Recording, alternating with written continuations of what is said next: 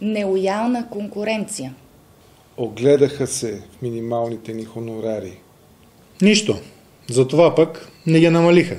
Нарекоха ни заплаха за националната сигурност. Пълномощник на страна в процеса.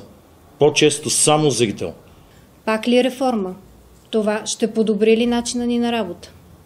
Адвокатски избори ли? Има много работа, не ме занимавайте с глупости.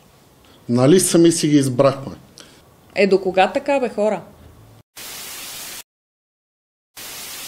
За справедливи доходи, почтенност и прозрачност. Ние хубаво си говорим за промяна, но не става само с приказки. Да гласуваме. Това е начина. Да изберем делегати, които активно ще отстояват и защитават нашите права. Ще оставим ли статуквото да се преизбере? Колеги, сега е моментът на избора. Да отделим малко време през уикенда.